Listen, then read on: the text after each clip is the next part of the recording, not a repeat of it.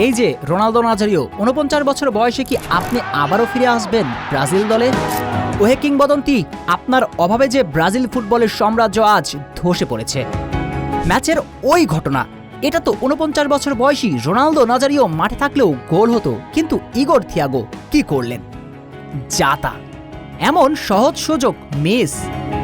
আসলে ২০১০ সালের পর থেকে ব্রাজিলের একের পর এক ব্যর্থতার কারণ ওই একজন রোনালদো নাজারিও। শেষ ম্যাচে মরক্কোর বিপক্ষেও সেলেসাওরা রোনালদো নাজারিওর অভাবেই ভুগেছে। পুরো ম্যাচ জুড়ে ভিনিসিয়াস জুনিয়র কি করেননি? হাকিমি যখনই রিয়াল তারকাকে আনমার করেছে, তখনই ভিনি তুর্কি নাচন নাচিয়ে ছেড়েছে মরক্কো দুর্গকে।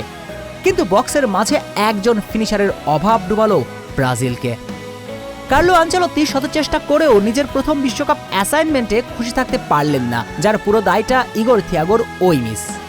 হ্যাঁ, এটা ঠিক যে মরক্কো দুর্দান্ত ফুটবল খেলেছে, তারা যোগ্য দল, তার প্রমাণ দিয়েছে। কিন্তু ১৫ মিনিটে থিয়াগো ফাঁকা পোস্টে হেডে গোলটা কনভার্ট করতে পারতেন, তাহলে নিঃসন্দেহে আফ্রিকার প্রতিনিধিরা চলে যেত ব্যাকফুটে। কিন্তু থিয়াগোর ওই সহজ মিসে সব ভেস্তে যায়। অবশ্য এতে থিয়াগোর খুব বেশি দোষ দেবার সুযোগ আছে কি? কারণ রোনালদো নাজারিওর বিকল্প তো শেষ ১৬ বছরেও ব্রাজিল দলে আসেনি। হ্যাঁ, তাই তো ১৯৯৮ বিশ্বকাপে টুর্নামেন্ট সেরা খেলোয়াড় হয়ে নির্বাচিত হয়েছিলেন রোনালদো নাজারিও। ওই বিশ্বকাপে গোল করেছেন, গোল করিয়েছেন, বক্সের বাইরে থেকে মিডফিল্ড বিল্ড আপে অংশ নিয়েছেন, পুরো পৃথিবীকে তাক লাগিয়েছেন। ২০০২ রোনালদোর প্লেইং স্টাইল তো আরও বেশি ভয়ঙ্কর।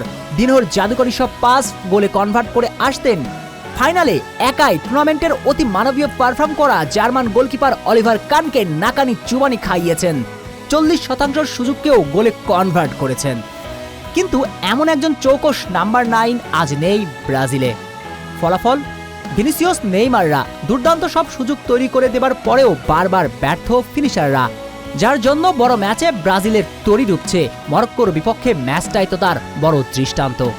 তাই শেষ বেলায় আবারও বলতে হয়, ওহে কিংবদন্তি রোনালদো নাজারিও, আপনি কি আবারও ফিরে আসবেন আপনার প্রিয় ৫ তারকা জার্সিতে?